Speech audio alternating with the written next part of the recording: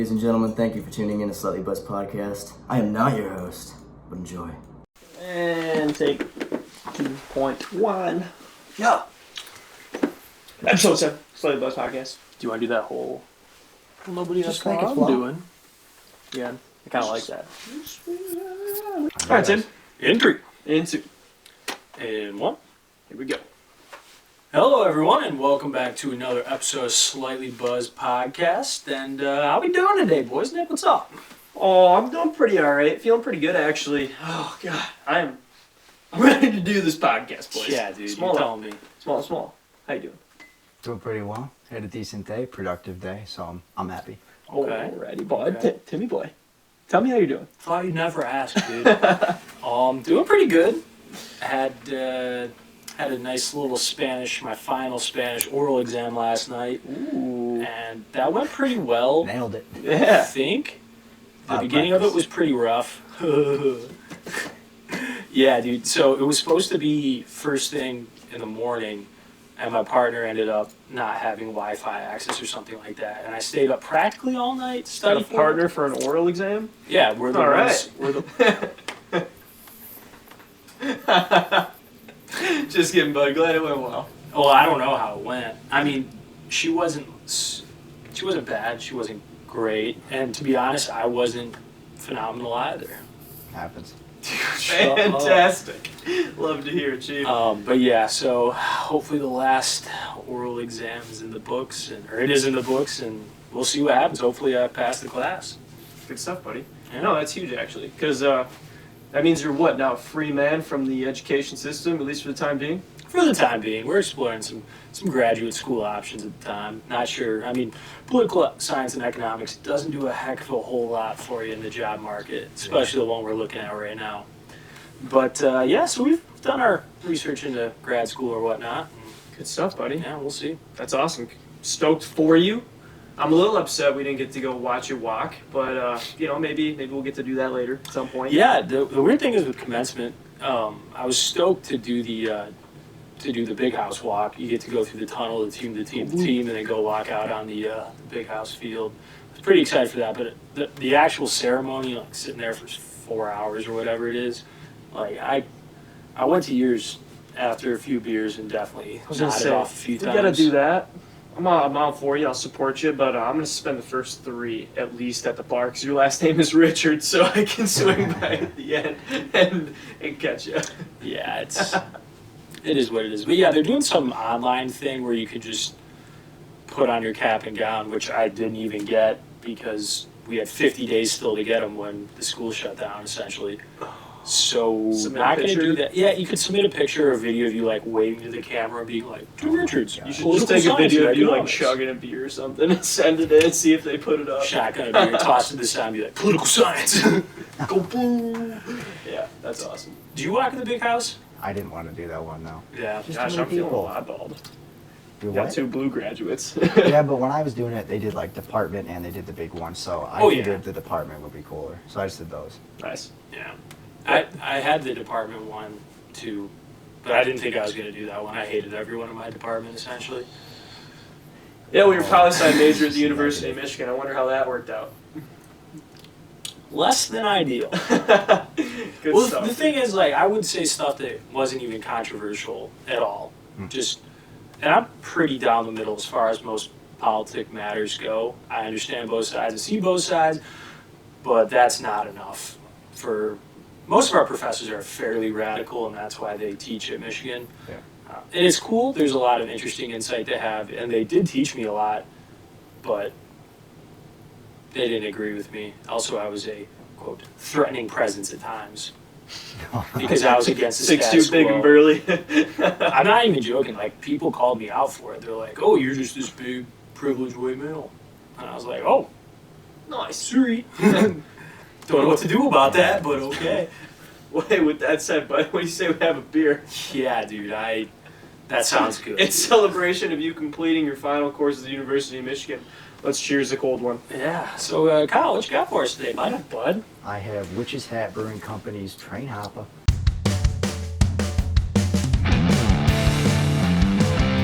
Trainhopper. Hopping Yeah. some trains. What is that book? What were that book series? Oh, boxcar. Come on, help me out. Boxcar Kids or Boxcar something. I have man. no idea what you're talking about. You guys ever read those books? Ah, No. screw it. Figure out what's All I know is that they lived in a train. Or at least boxcars from a train. Pretty cool. Not Bring, bad. bring the whole six pack out here. That's a good call. It's a good call, Timmy boy. The Boxcar Children. Is that right? The Boxcar Oh, Children. yeah. Boxcar. Yeah, there we That's go. a thing. It's published in 24. I'm probably surprised. Oh, that'll be mine, I guess. We'll hold off on that one till round 2. All right, let guy. me read you guys a little bit about what the Witch's Hat Brewing Company says about this beer. This is their flagship beer, beautifully balanced and hop forward, brewed with 5 different types of American hops and delicate malt bill to balance. It's an IPA so desirable it has been known to entice the most reserved of hopheads to take extreme action. Interesting. Get a different one, dude. Dude, I'm going to prove to you guys that tapping the top works some magic. Nice slow. Oh. I'm gonna prove to you that popping the top makes it not foam over. Sure, dude. Do you know what, dude? Decent save. Didn't spill a single bit. I'm not mad at it. But yeah, so Witch's Hat Brewery. Mad decent. And it's locally homegrown. It's on film. That's all right. Sorry. You know you messed up. Makes an absolute shambles right We're all now. humans. Drink out of the can for a minute. All right, so let's I talk made a about big Witch's mistake, Hat. boys. Witch's Hat Brewing Company. It's a local brewery for us. It's in the heart of our hometown, South Line, Michigan. Simmer. It's just off the Pontiac Trail. This brewery self-proclaims themselves to take pride in the craft they have a passion for. They are a gathering place, and they give back.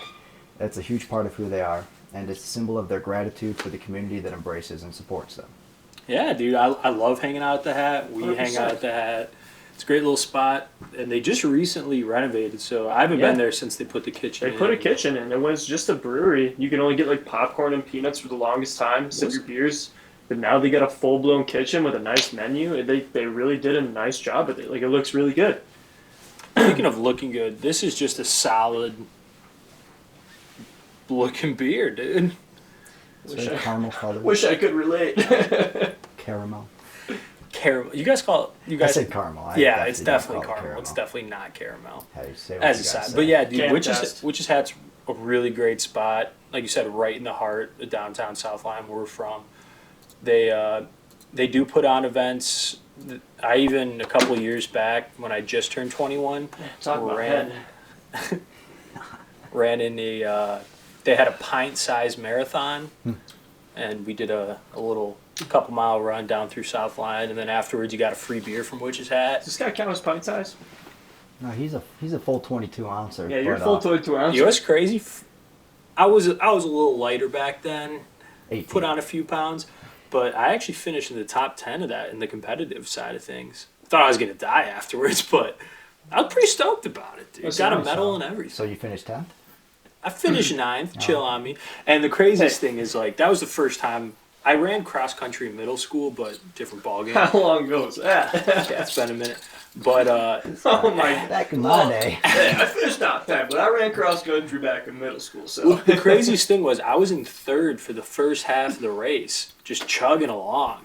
And then we got to the halfway point, and there was a little table with water. And for some reason, like, it never dawned on me that people don't actually stop and, like, relax for a minute. Yeah. So that's exactly what I did. And 6 or 7 people blew right past me, and then I So couldn't I see. catch them. So just like Hubby, your thirst got the best of you. Yeah. Ooh. Well, if you mean the thirst for this beer, yeah, it did. 'Cause I More cracked like that the one a lack little of- prematurely. And as you can see, I made a mess, but we'll chalk it up to just a slight L. We got most of the beer in the glass. So, Hey, you'll still finish top 10, bud. hey, Oh always my in your gosh. heart, right? Yeah. Good for you, bud. No, I kind of applaud you for kind of taking the challenge of running a little marathon, half marathon, pint-sized marathon, 3 miles. I mean, I I think don't it was care. a little. I think it was like 3.3 miles or something like that. Yeah, I'm not gonna lie. If I went out and ran 3 miles right now, yeah, I'm sure I could do it, but I would have a bad time. Like, I was Oh my under God. 20 minutes, easy. It was a solid thing, but yeah, I definitely couldn't do that right now. tell you right now. The yeah. sub Oh, right no. here is about a mile flat all the way around. I ran it one good time just to see if I could do it. I did it, and I was proud of my time. But boys, I was huffing and puffing pretty good. It'll happen. Pretty sure I had to lay down in the driveway, and it was like 20 degrees outside, so all around bad time. Yeah, I feel that. But Kyle, you whiffing this beer over there? I was whiffing it. It smells pretty good. It smells great. Very floral. Yeah. Has some like earthy tones to it, as Yeah. it is Earth Day today. It's got that bitterness to it too, which you expect from Trainhopper and the hops or whatever. Yeah. You But definitely get that. I'm ready to give this thing a Fine. sip. Little toast? Yeah, a little toast, boys. Yeah, cheers. Cheers. Like I haven't already had a few. I had to get that foam out of the way. That's all it was, boys. Ooh, Yeah. very hoppy. It's very hoppy. I don't mind it, man. They've grown on me slowly. This one does it right. I like beers like this. I think I've said it in the past before, some previous episodes, but beers like this really appease to me because it keeps the taste not too like in your face. It really, I don't know, like more of a bitter aftertaste is always kind of in my preference, just because it makes each new sip not as, I don't know, long lasting per se. Yeah. And you kind of get over the taste quicker, so the next taste, like you just sip it. You can sit there and sip it for a while and you don't get sick of the taste. I'm getting a lot of hops, but also the malt's pretty damn strong in this thing. Yeah, I And it agree. kind of creates a nice balance throughout the entire sip, front, middle, and end. I definitely get the floral too, right out of the gate. It's got that nice like floral, like almost like an aggressive, initial taste there, and then really finishes off nice and earthy with the malts. Yeah, I hear what you're saying. Just as the last beer we looked over, very, very summertimey. Yeah, Springtime, I was summertime. gonna say spring for sure. Yeah. Yeah. Do they make this year round? Do you know? Oh yeah. Yeah. Yep. This is You're one right. of their staples. Yep. Yeah, it's like their Right, it's their most staple. well-known beer, I think, Yeah. for Witch's Hat anyway. They've got some crazy good beers, though. They do. They have this really good Kolsch that I had not too long ago. It's almost like a coffee-style Kolsch. I can't remember the name of it to be precise. Is that the 3-chord Kolsch? No, it's like Moving Does that have to do with the red light? no, it's not the red light either. That's I think it's more of an amber style. Yeah, that's an amber. Yeah. But they got this Kolsch up there. Gosh, I can't remember the name of it to save my life, but it's super good. It's kind of my go-to when I go up there. Oh, the turtle.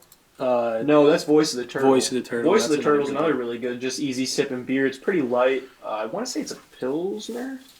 Could I be don't wrong. know. Could be wrong on that, but Whenever I go to Witch's Hat, I stick with their Night Fury series. yeah, super good. Big stout guy, and literally the way that they made their original Night Fury hooked me so well. And then now they've been slowly adding in different variations of it. Yep. I know they had a cookies and cream one, which we tried for the first time not too long ago. Unreal. They had a vanilla bean one I wanted to try really bad, but when Yeah. I went to go pick these up, they were all sold out, dude.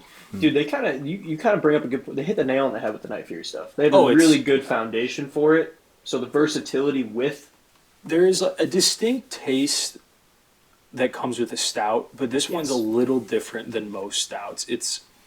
Those run like 12, 13%. yeah, man. Though, like you said, they got some bite. Yeah, but dude, they're so smooth. are. They're not. I think the only issue I have with stouts as a general rule is that they're too filling. They're Sure. too thick.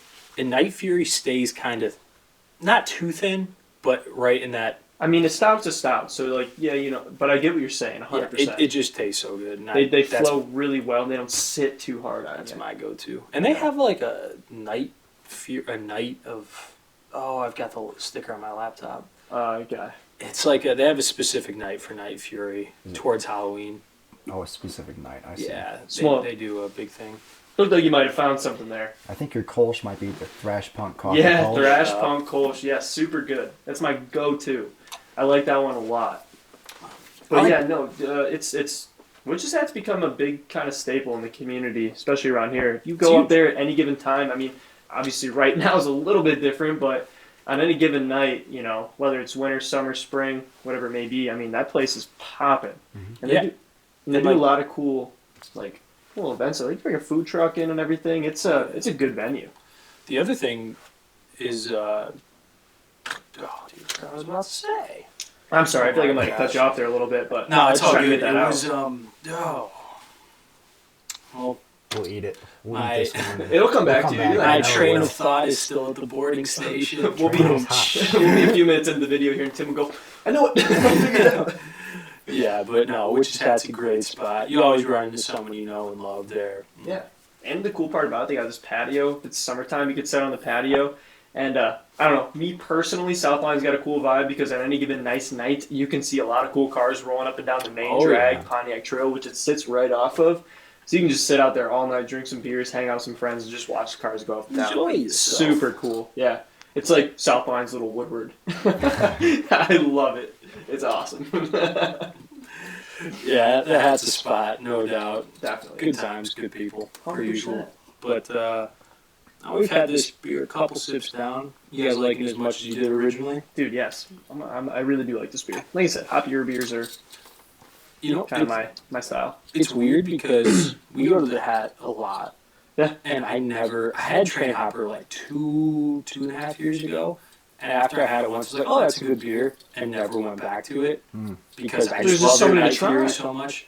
Yeah. And I know it's their like number one beer, so other people always have it, so maybe I have a sip here and there.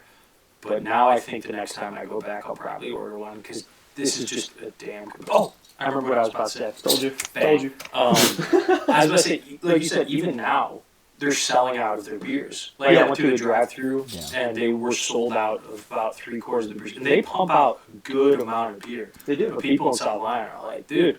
Dude, they've blown up here too. Like, I mean, there's a lot of little breweries around that have kind of, made a good name for themselves, and Witch's Hat definitely falls in that category. But I feel like they've done a really good job of just like putting on events and like really marketing their brand, and they've done pretty well for themselves in terms of like notoriety in the state. I think they've distanced themselves from the pack. They're now in that upper echelon. Sure. Maybe not quite at the distribution level as a Beers or a Bell's or a Founders, but that's the next They're heading in that step. direction. Yeah, they are 100%, and they've only been around for. 2007. I was Right. about to say. Is But it really? They 2007? Yeah. They didn't move into that location. No, but yeah, early. that location. I wonder when they moved into that because that wasn't too long ago. I want to say that was like right around the end of high school. Yeah, 2014. Oh, into Gosh, the look at us Yeah. putting our age out there. Not that we're that old. I'm just saying, but no, you make a good point. I think with the addition too of that kitchen, it's only going to send them even higher because think about it. All these spots that are like heavy hitters that have a really good name for themselves, they have a like a variety of services for The people. vibe I get at Witch's Hat is comparable to the vibe I get at like the Founders in Detroit or even the Grand Rapids location. I was going to use a pool kinda table. Leave me. Oh no, dude! Watch out, Nick Hovey pitcher night at Founders has a few too many backwoods bastards and starts getting that mouth running a little bit. Hey, listen, if we're playing pool, okay, I'm going to call you on your The shit. thing is, you call him on your shit, and then when he talks back, a little smack back, you're like, Tim? Not true. I was holding my own. I didn't say Tim until his buddy came around the corner and he was massive. I was like, oh. Turns out he just wanted to play me. I was like, yeah, we can do that. He kicked my ass. Oh man. Yeah, good stuff though. Best way to get your ass beat, I'll tell you what. Better on the pool table than the parking lot. You're not wrong. Not that I've had either happen, but Yeah, I feel that. But yeah, dude, I'm enjoying this beer. I'm excited to sip it throughout the podcast. absolutely, me too. I'm super impressed. I actually haven't had this before. I figured this would be like a new one for you. It is new, and it just, I don't know, you take the first sip, and my brain goes, oh, it's sweet, but then you get the real bitter hoppy finish to it. Yeah. It's really good, man. That floral really jumps out at you first, like doesn't it? Like does. that You kind of get that. You get it grapefruity up front. floral. Yeah. It's an experience. I think it, at the first sip I had, I almost thought it was a little too bitter for my liking. Because even though I like a bitter beer, it just popped out. But second, third, fourth sip, I think my taste buds got adjusted to it real quick, and now it's absolutely a home That's run. funny. She's flowing down, boys. Oh yeah. Halfway done already. Oh my lord. We only got 3 more. All right, Smola, we got the Daily Buzz here. What is the Daily Buzz, dude? buzz, buzz. Buzz, buzz, buzz. Buzz, buzz. All right, so this first story was a fun news story I chose for Mr. Nick Hovey. Oh, This is Dr. Fauci. So if you don't know who that is, this is the director of the National Institute of Allergy and Infectious Diseases. So definitely a name to be known. quick side note, he's been absolutely killing all the press conferences. Like, everyone's been super critical of how the White House has responded. Dr. Fauci's been the one, like, guiding light throughout. He's just like, don't listen to what anybody else says. I got you. That's good. So I guess he's a reputable source. So Nick, Dr. gotta be Fauci, he endorses Tinder hookups if you're willing to take a risk. What a legend. What a legend. But he said with risks. Yeah, We're wait. willing to take a risk. What's the backstory? Is this about COVID or some other type of? It's gotta be about COVID. Are you kidding me? I'm sure there's more than one virus going around on Tinder, dude. Oh. Hang on. All right, so here's a couple of the points from the article. Here's what it says: tired of having to live your sex life online during lockdown? You're in luck. Government coronavirus expert Dr. Anthony Fauci says that heartsick isolationists can hook up with asymptomatic Tinder matches in real life, but like love, it involves some risk. Oh my gosh, what a correlation. Honestly, no, that's a hot take. That's the hottest take of 2020 so far. He's just like, if you guys are trying to get after it, I mean, that's on you. He's like looking at the numbers. He's like, I noticed we've had a recent drop off in, I guess. This man's trying to support the baby boom. Yeah, exactly. COVID-19. He's like, look, people, we built an economy, and you guys are having less babies as is. Well, let's pick this back up. Yeah, actually, that's a good point, dude. Like, baby, what's it? So you conceive a baby, okay? Yeah. And what's the verbiage here that I'm looking for? Conception. Conception is like way down for like our generation. Oh, isn't yeah. it? Well, they're already running into issues in both China and Japan. Are the only two that I know. Well, China did that to well aware themselves. of, that they're like, we don't have people to fulfill our economy. They were like, one child. How much Same of with that- Italy. Italy's on that ball too. Italy's just got so many How much of people. that do you think is because a lot of people from those countries will leave and go other places for? I don't think it's as much as there's a place world, factor, but there's a worldwide trend for people to stop having babies. People are getting married at an older age. They're having babies later. Their careers are taking. I was gonna say more people are focused on their careers more than anything. That's a It's real really thing. postponing it's postponing marriage and it's postponing having kids. So both are on the decline. Yeah. Well, I saw this really interesting curve in one of my classes where there's a bump right around our age now for people, and then it just slows way down until about 30. So Yeah. It's kind of it's like there's like two populations of people: people who want kids now, people who want kids after they establish themselves. I'm just, people who have kids at our age, more respect to you. I could not imagine. Like, I would suck as a parent right now. I'm like just a really I big just putting that 12-year-old out there. that can drink beer. Like, there's no way I can handle that responsibly. Zero chance in the entire world. Yeah. Like straight up, Like you said, more power to you. if you guys look at me and you're just like, what are you doing? On a daily basis, that question is said to me. And I'm just like, I'm just trying to make it happen. Like, dude, imagine me being responsible for bringing a kid into the world. I would be bad. That's bad. I'd be like, want to work out? Something stupid. Yeah, I don't know. Like, I think most people I know definitely have their first kid around the age of 28 to 30. My sister had my first niece at the age of 29? Yes, I feel like Sarah actually falls below maybe the average for somebody like who doesn't get married early on. Well, they got married, they got married at 25, 26. Have they really been married that long? It was freshman year of college. Was it really? Gosh, man, Yeah. time flies. I was living with them still. No kidding. Yeah. Dude, Kill the best man speech. What is up? All right, let me drop some knowledge on you. So I just looked into what the current average age that United States citizens have children at. Do you want to take a guess? I bet it's still 29. 20, no, I'm going 27. Tim with the comeback right there. It's 26.6. It's Bang! pretty solid. Nice. Yeah, that's pretty good. That makes Good sense. stuff. Because like I said, it's like between those two groups. So if you average that out, it's somewhere in between. Yeah. I was gonna say, I mean, that's a really good guess. I do remember talking a lot about that stuff in school, like demographically speaking. Just kind of like how trends are shifting, how people are starting to view not only themselves but like their life goals, per se. Like a lot of people are like they're not valuing like family as much over like themselves and their own career goals for the most part. I mean, obviously that doesn't hold true for everybody, but that's a growing trend. I would like to contend that point, though. I just think society is structured a little differently. I don't think it's that people don't want to have kids or start a family at a younger age. I think right now, the biggest difference between our parents' generation and our generation, economically speaking, is we take on so much more debt.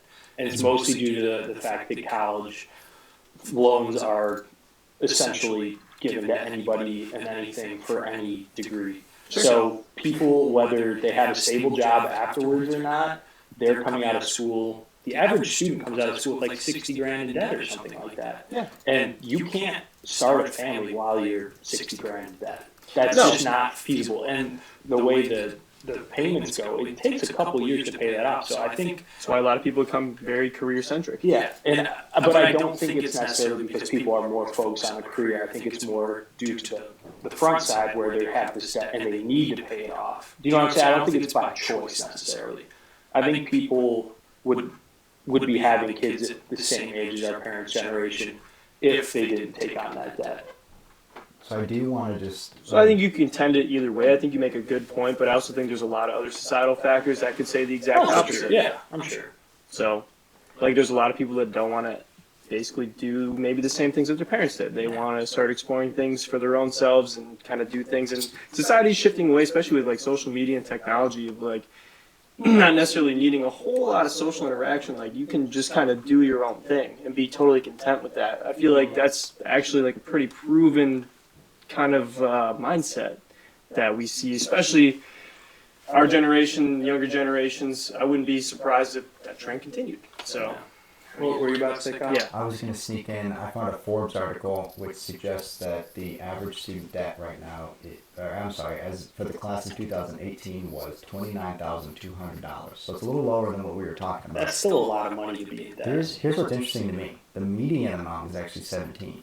So the average is much higher than the median, and I'd be curious what factors are actually like dropping that median down. If I had to take a guess, the average is 29. way higher.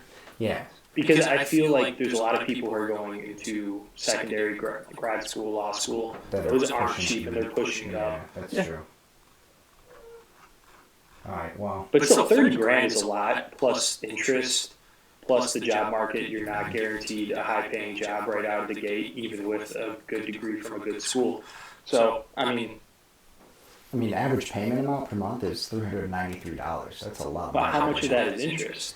I didn't say any interest. I just said that's what you have to pay every month. Yeah, but So, how much of that of the 396 is interest on the original amount? Because I know people who come out of school, let's say, with 50 grand in debt, which is a little higher than average apparently, but it takes them 10 to 15 to 20 years to pay this stuff off because the interest compounds on the interest itself. So the interest is the worst part. Yeah, so that's what I'm saying. It's not just that 30 grand that's the average. That's how much debt they come out of school with. That's not how much they pay.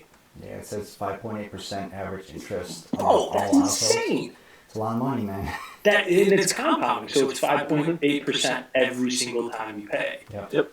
You could just think, I think the average Tough interest scene. you could make, like if you made a stock investment, is around 7%. I'll check myself on that in a second, but just think about that. Your money's going the opposite direction at about the same rate. Yeah. As if you were making an average investment. It's in the market. shrinking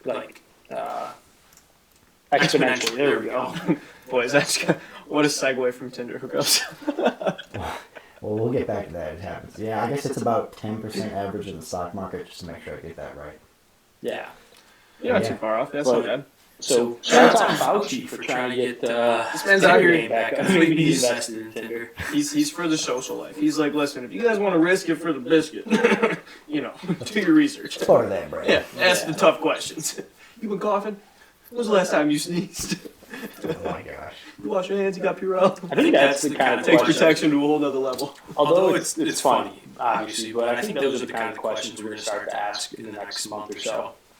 Like, well, this COVID-19 thing has been going on, but if you've been quarantining, I've been quarantining, we'll probably be good.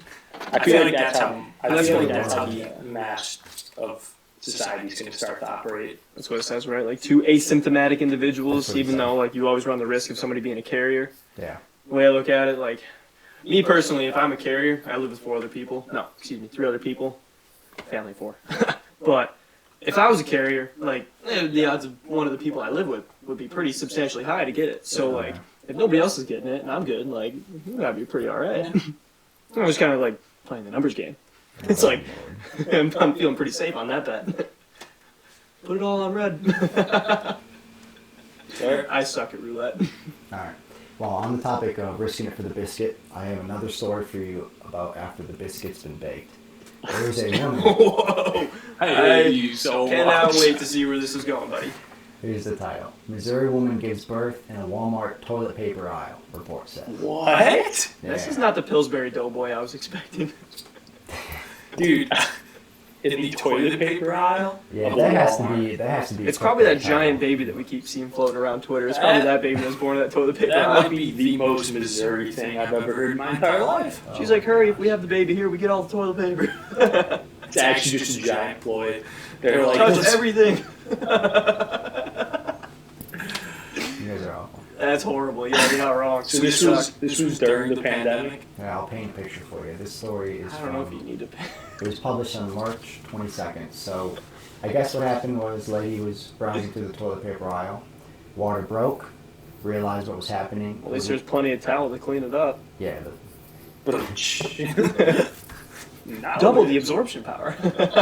Somebody get the Charbon. Oh, okay, keep going. Sorry. No, you're funny. I just was thinking of that flashback to Nam. Yeah, dude, Going- the Charbon there. He's just like, oh. Yeah.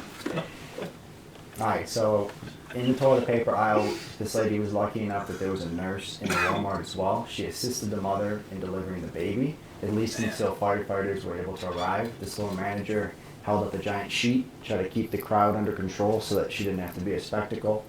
And That sheet's going to be on the clearance rack within 2 days. there's a lot of blood. That's what she said. Crowd control. I'm not the best with blood, so that was my job. holding up Okay, the sheet. real quick question. Jesus. My understanding of the birth process is less than the average individual, I'd most likely argue. But when your water breaks, don't you have a substantial amount of time before contractions start and all that, the actual birthing process starts? Man, I don't want to say something I don't. In every single like TV birthing situation, the water breaks and then they go to the hospital. I feel like I that think would be- contractions start soon after. Like, very soon Yeah, after. but contractions can last up to over a day. Don't some Before pregnant women birth. have contractions before the water actually breaks too?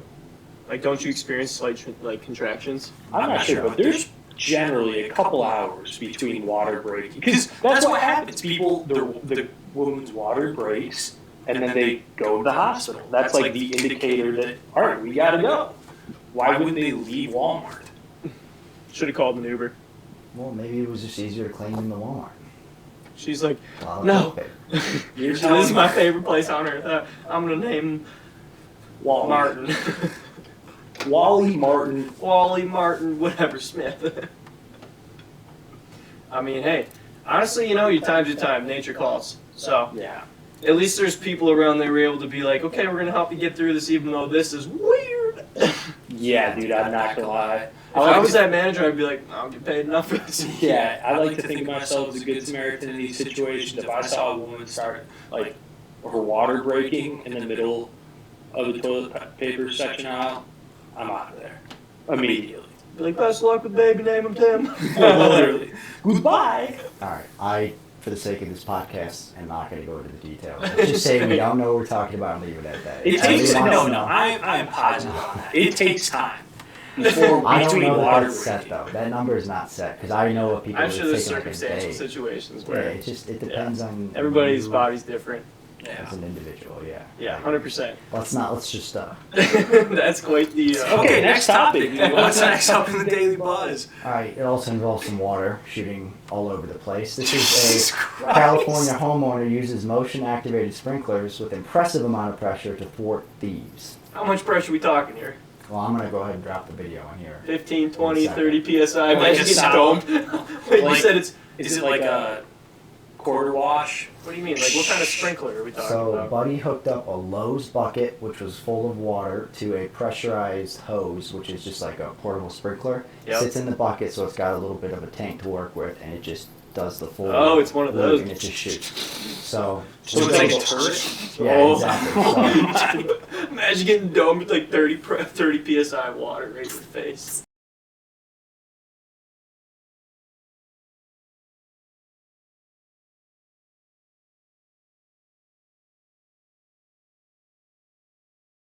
Yeah, dude, that thing's elite.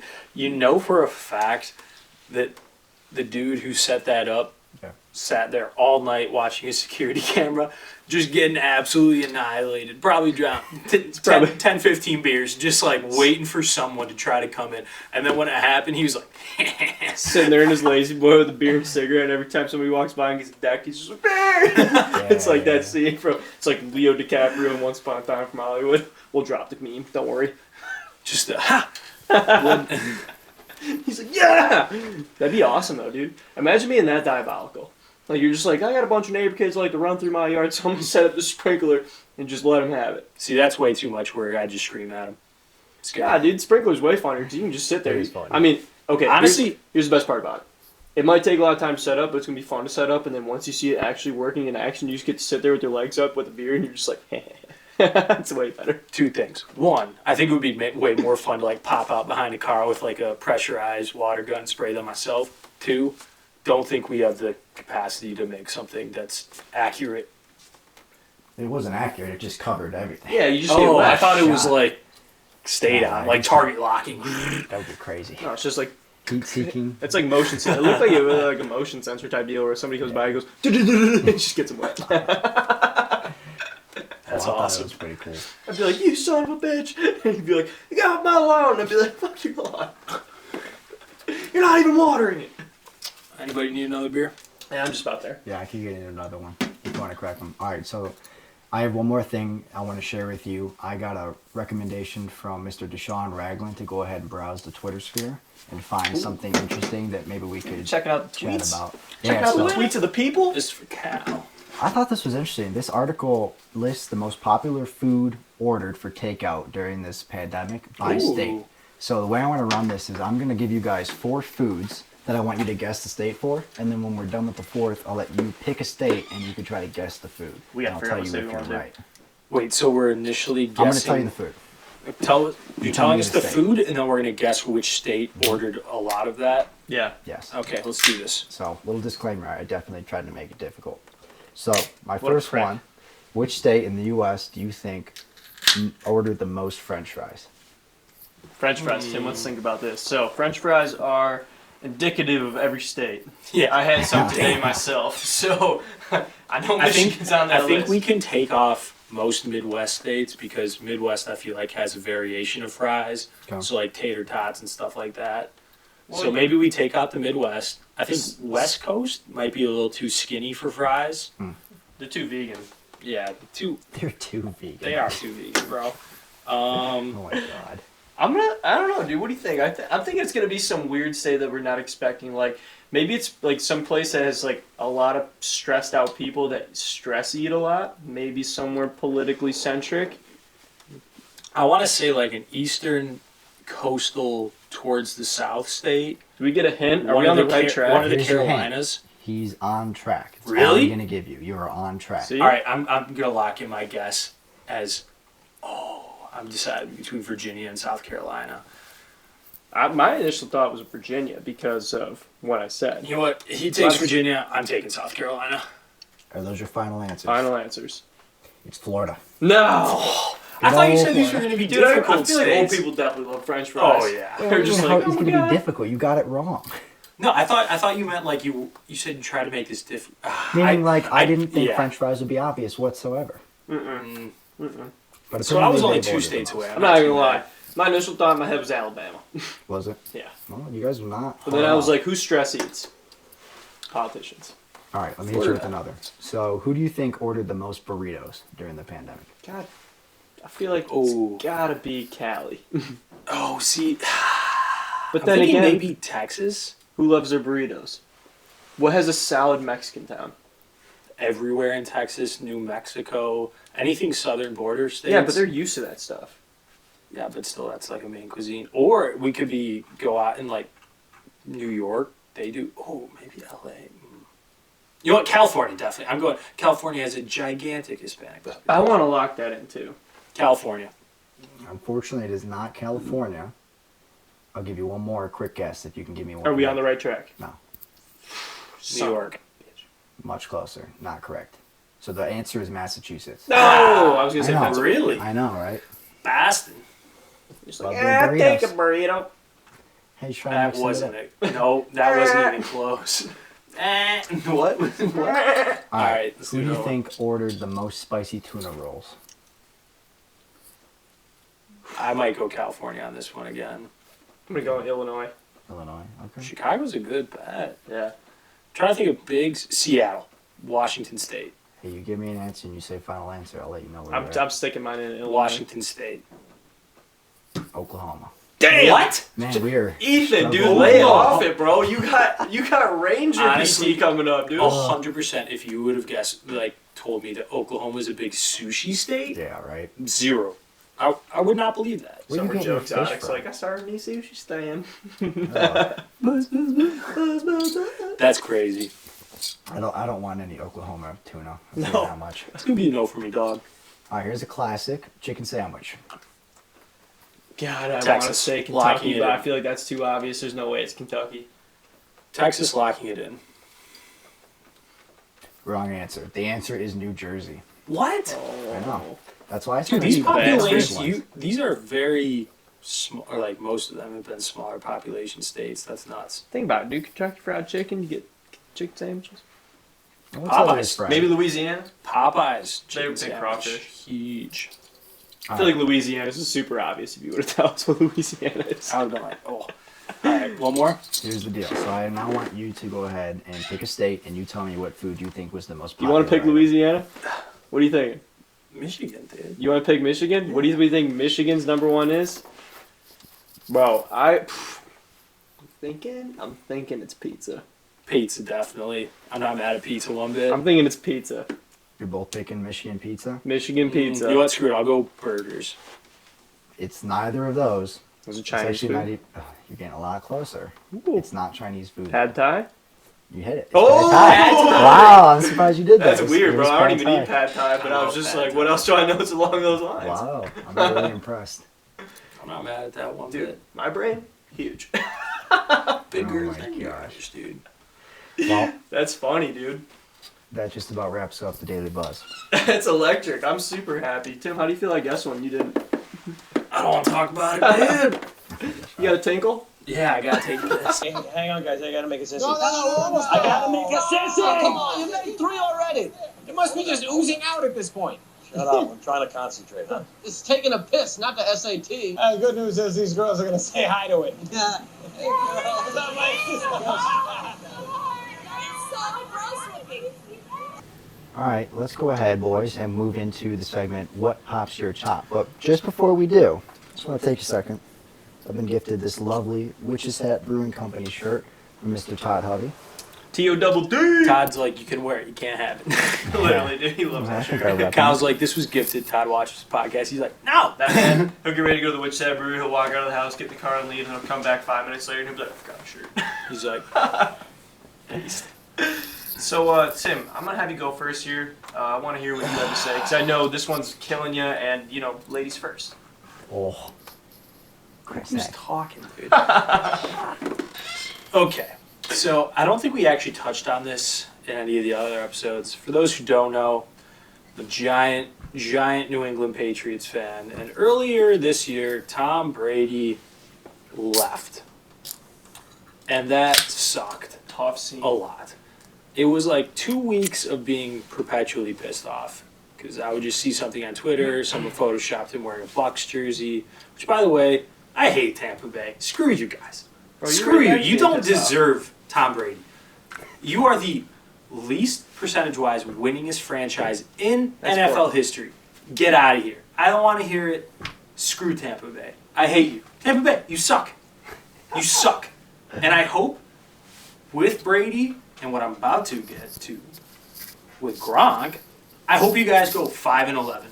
I hope you guys fail. They don't give a fuck. Channeling his about inner what you Dave think. Portnoy right now. I'm so pissed. Do you hear this kid?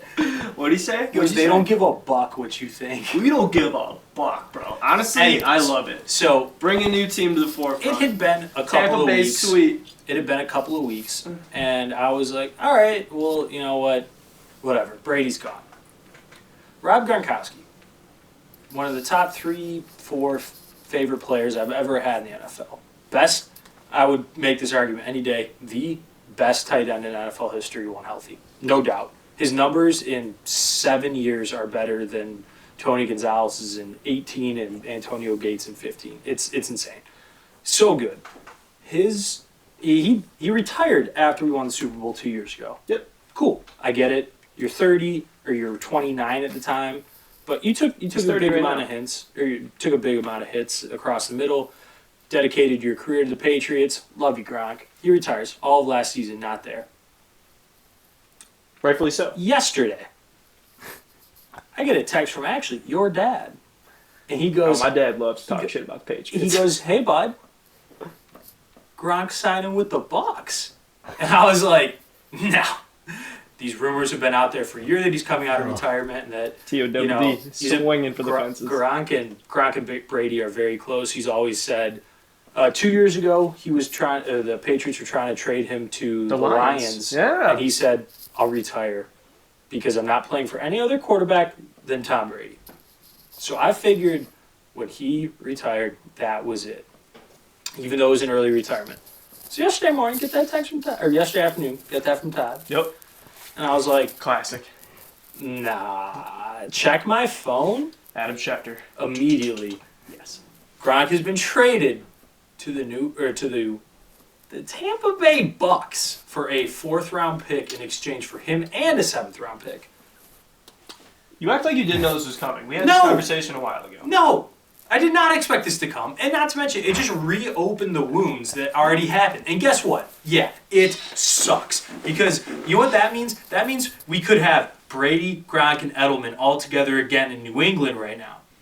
Because there was rumors dude, floating like- around for a while, and you were like, yeah, well, that's kind of the whole reason why Brady prefaced the whole like Tampa Bay things, because Gronk was you were basically like No, it makes no sense because you they already have, literally they said already months have, ago that you were basically accepting the fact that there was a possibility that Gronk could end up in Tampa Bay as a joke. I never thought it would seriously happen. because you said it was a part of the kind of the ordeal that Tom Brady had with leaving the Patriots, going to the Bucks. Nah, dude. I think the Bucks already had Cameron Brate, a great tight end, and O.J. Howard, one of the most promising tight end prospects in the league right now. Rookie year was his last year out of Alabama. Huge prospect. Solid first year, not great, but solid. So why would Gronk sign to a team with already 2 solidified tight ends? Because he's better. Well, he's the best, but the thing is, like, That I offense just- is going to be unreal. It's already unreal on paper. on paper, this offense is so scary. And people who hate on Tom Brady, and now I am anti-Tom Brady, anti-Rob Gronkowski. Congratulations, Tampa Bay. You took my entire childhood and threw it in the dumpster that is the city of Tampa Bay. He blames Tampa Bay, but who signed the contract? His favorite player of all time, Tom The Brady. best tight end. Best tight end of all time. Was my favorite player of all time. Oh my Signed that God. contract. Jules, Tampa Bay's not to blame. I love you, Jules. Tampa Bay is not to blame. Jules is going to end up in Tampa Bay No, he's got soon 2 years. enough. He's got the plane. He's It's gonna happen. got 2 years left on his contract. He's a Patriot for life. He allegedly unfollowed Tom Brady yesterday on Instagram, and that's his boy. Then he refollowed him because SportsCenter Yeah. posted the picture of him unfollowing him. I'm sure it was an inside joke. Edelman's going to be in Tampa Bay soon enough. I don't Wait think on so. it. It's going to happen. So, You heard it pros. here, folks. The Patriots got a 4th-round draft pick for a player who was in retirement. He was literally the WWE 24/7 champ crowned 3 weeks ago. So this dude's been in retirement for over a year, and the Pats get a 4th-round draft pick instead of a 7th. Nice.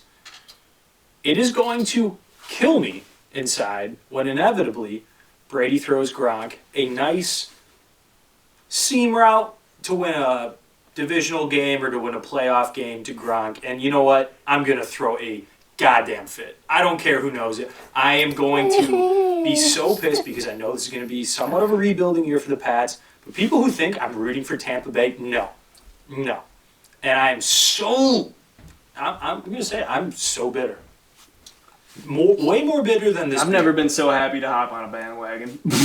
I've never been so happy. If I see you in a Bucks jersey, I will kick your ass. Here's the funniest part On about sight. it. He's gonna show up. It's not even me in the Bucks jersey. I'm gonna show up and be like, Timmy, I got a gift for you. He's gonna open it up. It's gonna be a Tom Brady jersey. Fight It's you gonna on be a sight. Bucks jersey. Okay, Oh. I'm not gonna lie. A Tom Brady like throwback creamsicle Bucks jersey. No, it's not gonna be one That'd you're be gonna pretty like. sick. It's gonna be one that I know you're gonna hate. Oh my gosh. You like that? He's gonna love it. This gonna wear has Guarantee he wears it. I honestly hope we don't get an NFL season this year. And I mean that. Think you guys know Well, if we don't get NFL, we don't get college. Nope, I want college. I would be Well, you devastated. can't have both. You can't have one or the other. Well, one gets paid, one doesn't. So they kind of have to do it. If you don't have a college football season, it's literally almost a guaranteed fact you will not have an NFL season. It's actually more likely that the NFL has a season without fans than. You're right. I did say that backwards. No. If NFL happens, yeah, because NFL makes their money through TV deals and stuff. NFL could happen, college could not. 75% of college revenue is through, or 70% is through their ticket sales. Yeah. So I want college football really bad because I need Michigan to disappoint me in November as they do every year. But there's a good chance. I do not want to see the page.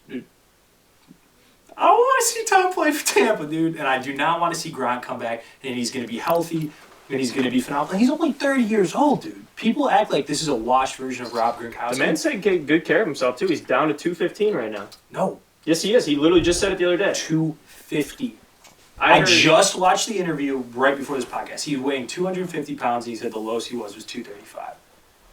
Okay. I would put, no. Sure, That's whatever. Fine. He said either way, he's in great shape. That's all I'm trying to get at. Yeah. The man's in great shape. He's been taking care of himself. People are saying he's going to come back and be washed up. No, he's going to be good. He's going to be ready to go. He's going to have that great mental focus. He's got Brady in the backfield. He knows how he operates.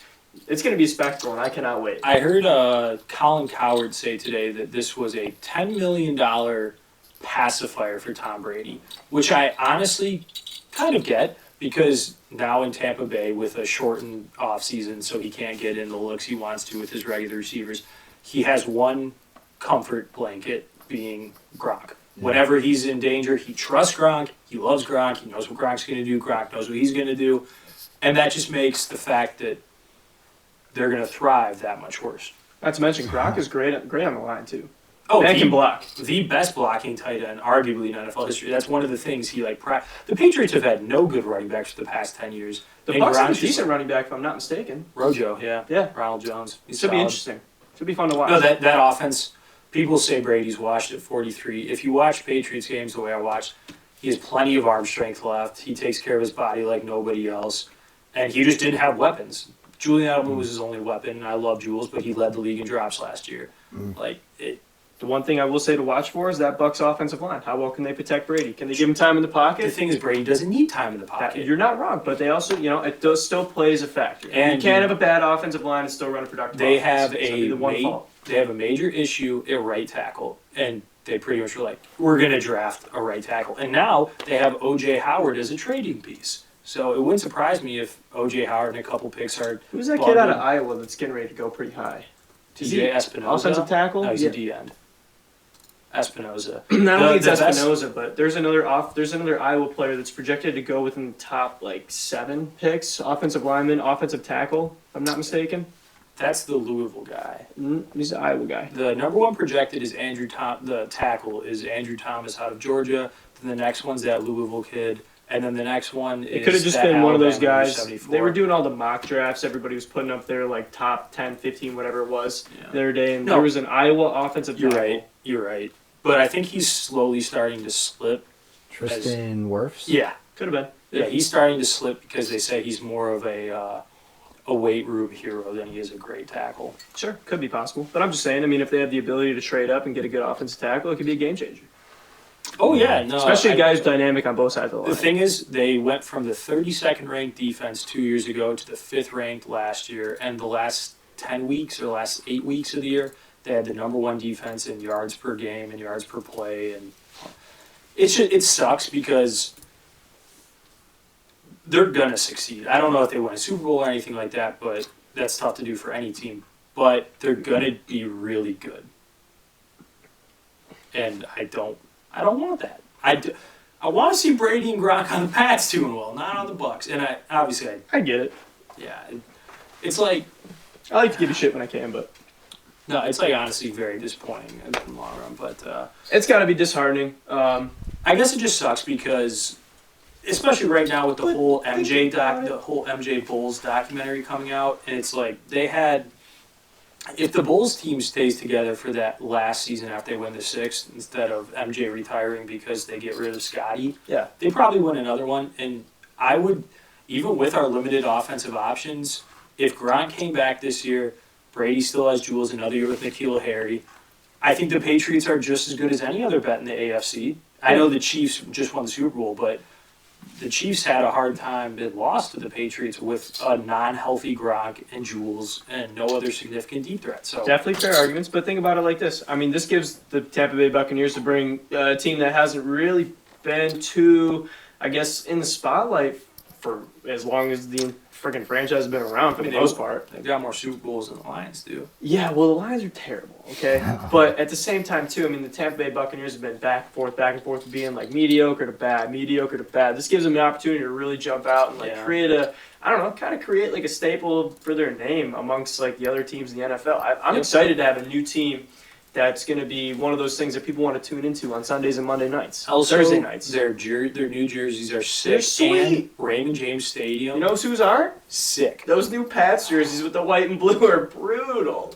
They said today the Patriots announced that they're going to bring back the All Reds. That's the good. All Reds, the throwbacks. And But- the All Reds weren't bad, No, especially if they those do were the throwback helmet with them. Yeah, that's those are gnarly. because the NFL's going to good. change the one But policy. the white jerseys, I don't The white like jerseys them. are good. They're terrible with the blue pants. If they It's had just a all tough white, that would look, look man. clean. But long They've story always done short, all white. Why wouldn't they?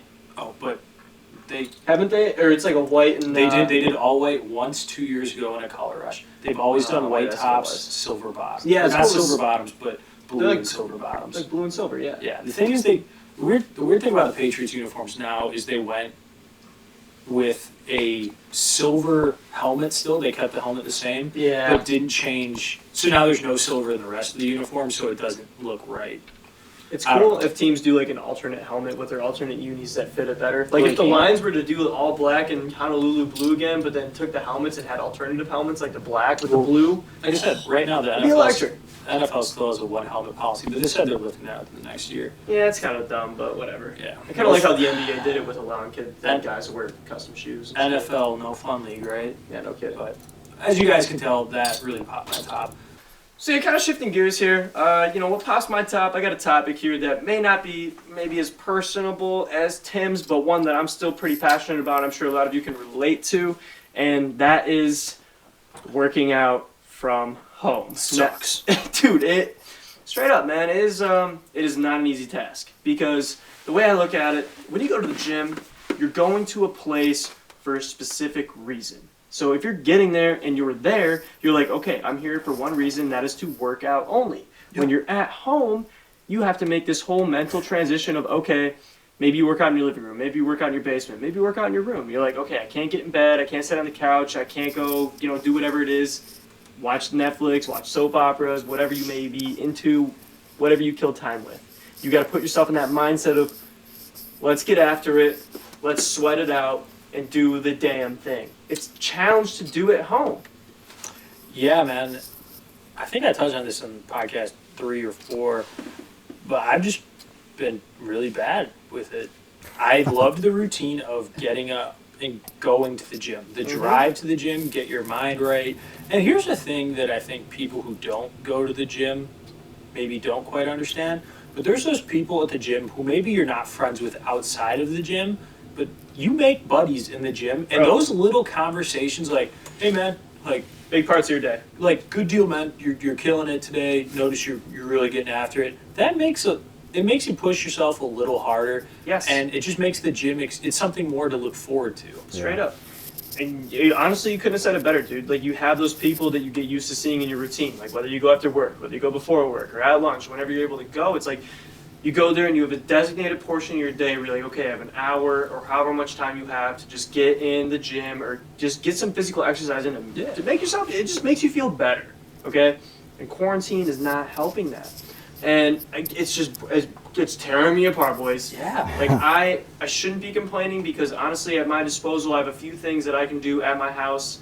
I have minimal equipment that gives me a little bit more ability to do things that maybe others don't. So maybe I shouldn't be complaining, but at the same time, I'm used to having the access of a full gym. Yeah, but the thing is, like, you've got equipment, definitely. Yeah. And that's great to have. It's a but good start. It's almost like a tease. It is. It's like you can do Because you sit there and look at it, like, I'm going to lift you. I'm gonna put you in the air. You like that? Well, I'm tired, so.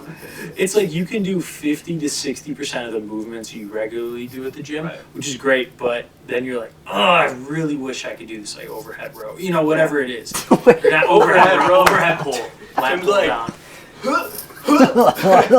Well, in all honesty, all lat pull downs are over your head, but And That's did how you call we that a roll. row? You did not call that a row. well, you know what I'm saying though. I do know what you're saying, and you're not wrong. You make a good point. Additionally, with going to the gym and seeing your quote gym buddies, the other thing is like you're just surrounded by other people who are grinding, and that is motivating in and of itself. It is. And that's what I'm saying. Like, it's hard to get motivated inside your house because there's so many other things to do. Like, you go to your house because, one, you live there, obviously. Two, a lot of the times when you get home, you like to relax. And I get it, like, at the end of the day, you know, maybe you've been sitting there in front of your computer doing work from home, or maybe you've just been, like I said, watching Netflix or whatever you do to pass time. And, like, you get that urge to just, like, I want to get up and do something. While you might have that urge, it's hard to commit to it for that amount of time that you need to actually get a good workout in. Yeah, sure. And that's the beauty of a gym, because you're there for a reason. So like for me, I come down to my basement. I work out of my basement. So I'm in my basement for over 10, 11 hours a day on average. Yeah. Now that is a pain in my ass, especially as the weather gets nicer. I'm like, I want to go outside, I want to go do stuff. And I do. But at the same time, I'm like, I know I got to get the weights in, because if I don't, once the gyms open up, I'm going to be a weak, scrawny bitch. And I'm not looking forward to that day. And I'm just like, oh, Tim's looking at me like, oh, like you're not already there. So, you know I what? didn't say it, dude. Yeah, what's that? No, I'll be hard on myself. I'm able to be critical. There's things I can work on. There's things I need to work on. But nonetheless, working out from home has been the thing that's been popping my top left and right, because it's not always easy, and it takes a lot of willpower. Like, it doesn't take a lot of willpower to get up and go to the gym, because, you know, you got some time to listen to some tunes, get in the right mindset. But when you just gotta walk down the stairs and go to where your designated workout spot is, it can be tough to do some days. And I've been slacking heavy, and it pisses me off. Yeah, the drive to the gym is one of the greatest experiences in your life. You chug your pre-workout. I only live, let's see, because I go to a gym other than the recs. The rec center's always popping. It just pisses me off how many people are always on everything. So I go to a gym that's about a 5-minute, 7-minute drive. It's a good drive. It's like the perfect It's the distance. perfect amount of time. Yeah. Like, drink your pre-workout throughout the ride. You got some Listen to tunes some going. tunes. And Window down. and in those like 32 degrees.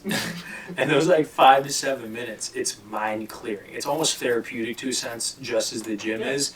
At that point, it's like a prep. And then you show up and Moment. you're ready to get to fucking work, man. Yeah, like you're ready to go, and then you get there, you clock it, like you just Straight up. punch the time clock. You got and your you're hour, good to go. hour and a half, 2 hour workout ahead of you. There's no bullshit. You're just there to do your damn thing. And you can't, when you're by yourself, and this is for, I don't know, people who are extreme with when it comes to working out, they're challenging themselves every day. I wish I was like that. Like, I really wish I was.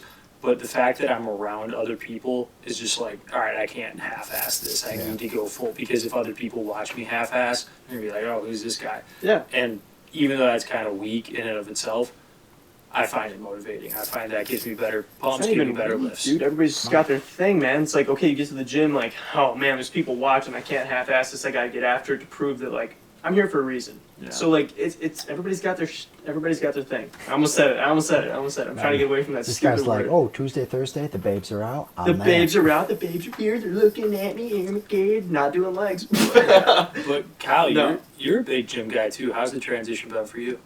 I've just been doing it differently. I went from doing a lot of like heavy lifting to doing Yeah. A calisthenics. lot more functional movements. Yeah. Straight I like up. it.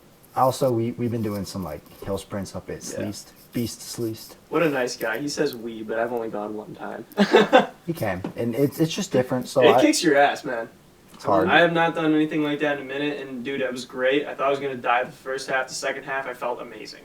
Like literally, we took like a quick pause, like maybe a 2-3 minute pause in between sets, and I was like, I'm gonna die. And then we started going again, and I was like, oh, there's that runner highs that everybody talks about. Like, we feel good. All right. Yeah. I just try to mix it up because he's right. You know, you get in the mindset of going to the gym. And when you lose that, you got to try something new. Yeah, Otherwise, I yeah. think I would have probably done a crappy job trying to keep up with what I've been doing. Yeah. I gotta be honest, man. Like, it's. I hate to say this because it's not always. This is not what it's all about for me. But like, you develop like an ego for yourself about like what you believe that you're capable of doing. So for me, I know that I have weights here that I can work with, but it's not near as heavy as what I'm used to working with. So it's like my ego is sitting there like, you're gonna be effing weak. You're doing all these like high rep movements, which isn't bad. Like if you're trying to train for, get yourself ready for summer, like high rep movements are, the way to go. You want to build that definition. You want to burn those calories. You want to really sweat it out. Like I've been used to just like pushing as much weight as I can. You love to do that. 5x5s all day. Yeah, 5x5s are great for putting on mass and strength, absolutely. But then you start working those 12, 15, 20 rep sets, and you're just like really squeezing out, building that definition. And it's like, while that's kind of what I want to be doing, I would love to be able to have a little bit more access to some weight. Yeah.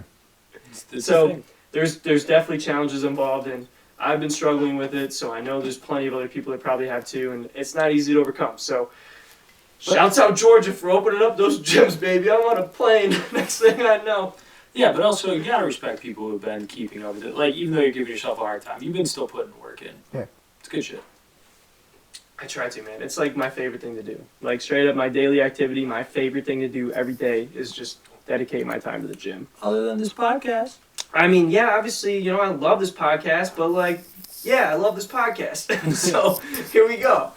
This guy. But I think that's really what's been topping my talk lately, and I haven't really found a good way to curb a lot of the issues I've been experiencing with it. But if you guys got any tips, comments, suggestions, hit it in the comments. I'm here for it. Let us know. Yeah. All right. Well, we've been rolling for a minute here, so I'm going to go ahead and call last call. And What when a I prick, do so, dude. I'm not even done with my second beer. oh, chill. I'm just messing with you. Well, that's cool. Lord. Well, I'm going to go ahead and take the reins here. I want to ask you guys, in the spirit of Earth Let's Day, comment. which Tim said it was Earth Day today. It is Earth Day. I want to know, Birthday. where is your favorite place on Earth as of right now in your life? Tim, I know you got a good one. Asable River, 20 minutes north of Hale, Michigan. South Branch, Michigan. It's a beautiful spot. I think we talked about my cabin a little bit before. There's something about the tranquility I get up there.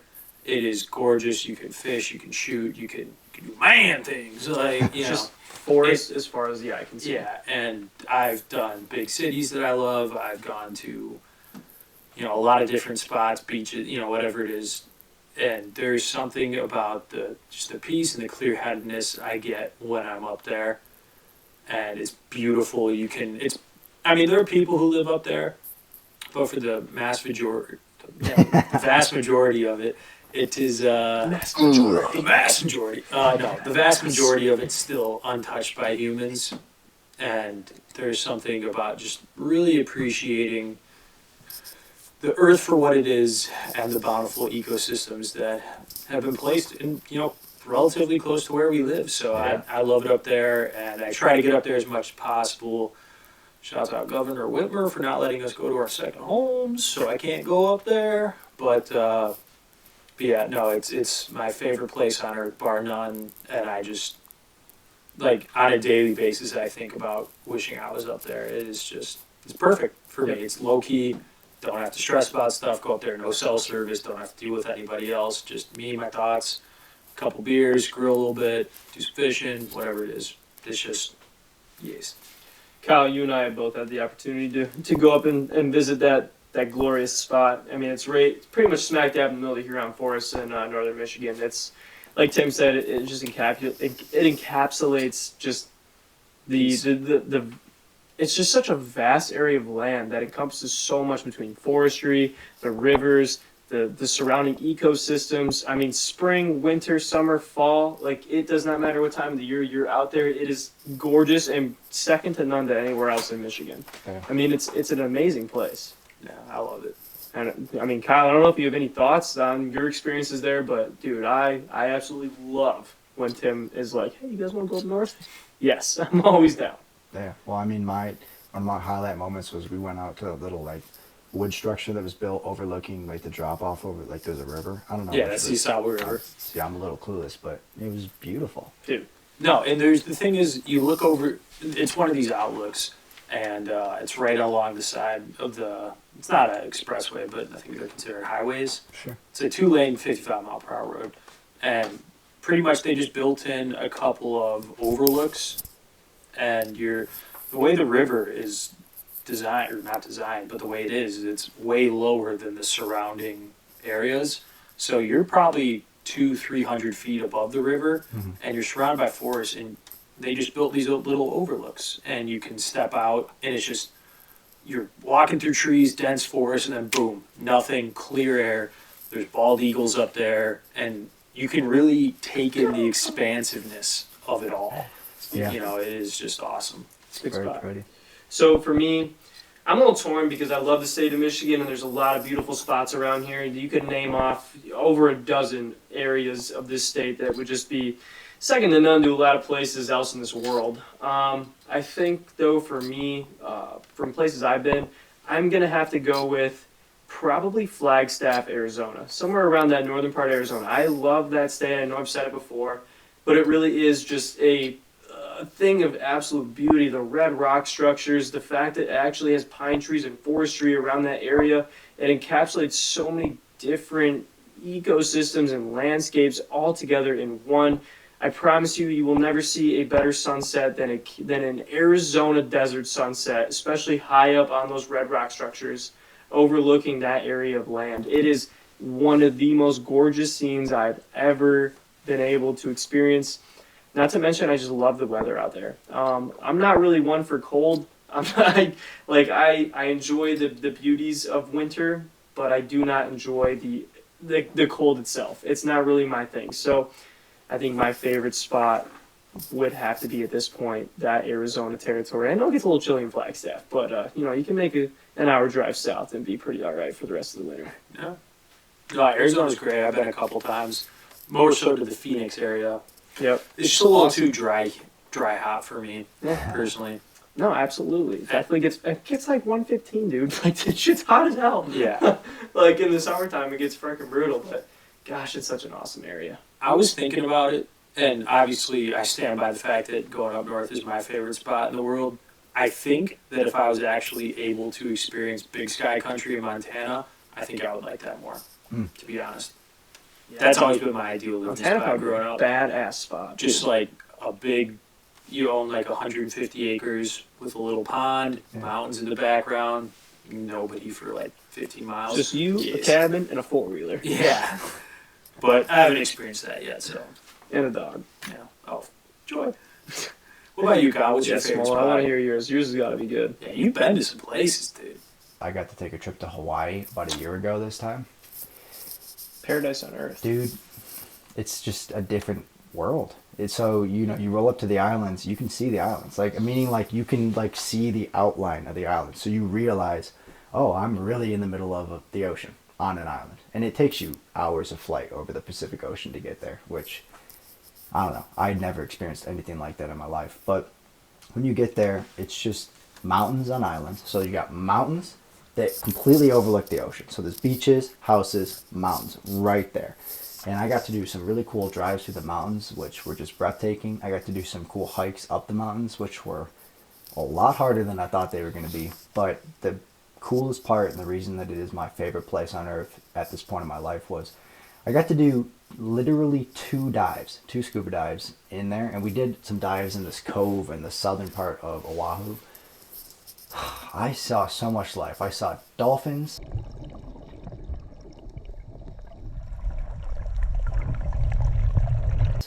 I saw not a seahorse there. I saw dolphins and octopus, probably 13 sea turtles. And one of them was within 5 feet of me. I almost had to swim away just so he wouldn't hit me.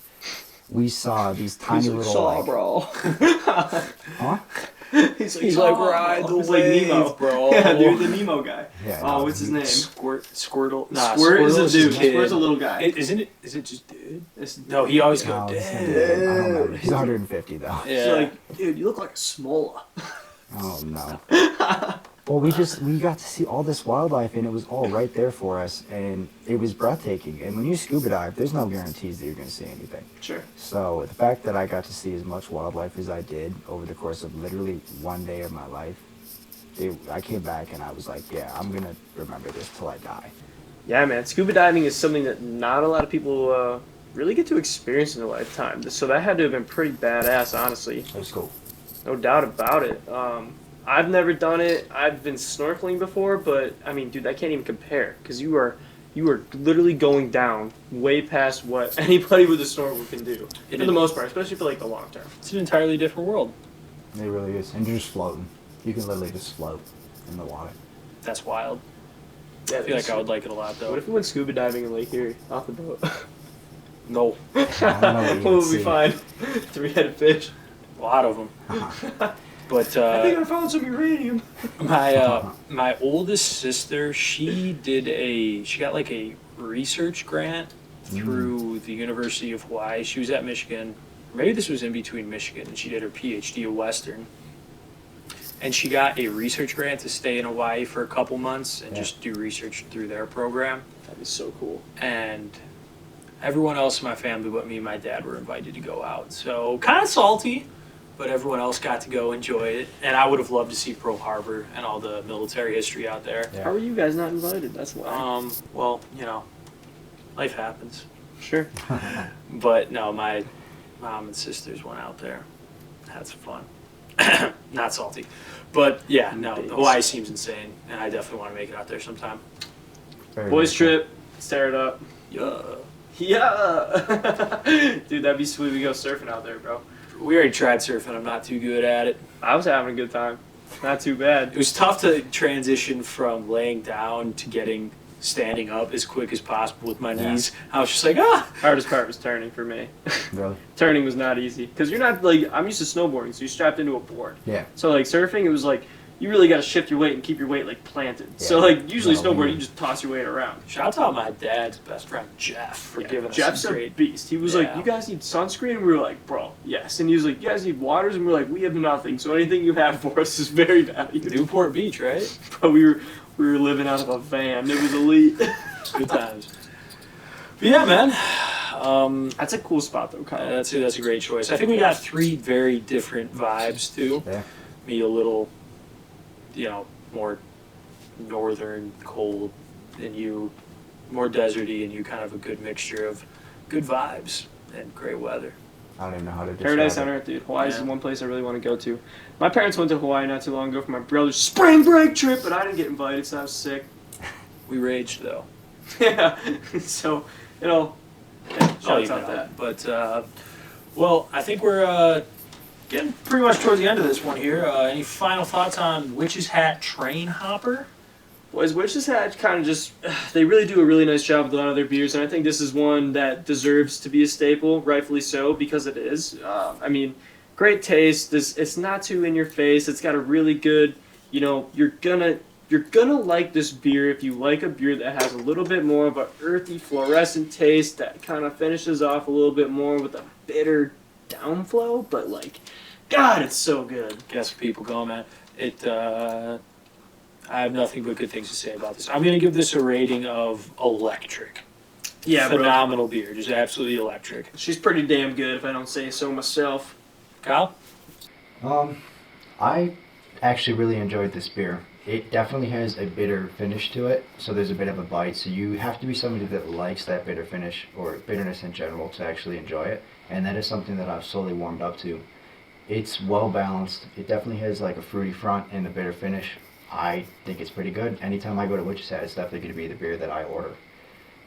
So I probably would rate it at damn good, only because I'm still warming up to the bitterness, but if you like it, you're going to really enjoy this beer for sure. Hell yeah, brother. Cool. I don't know about you boys, but I'm gonna polish her off. I'm do already it. done.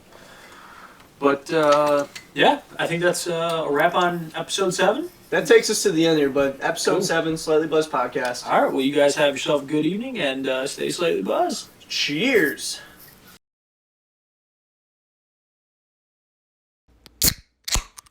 Aye.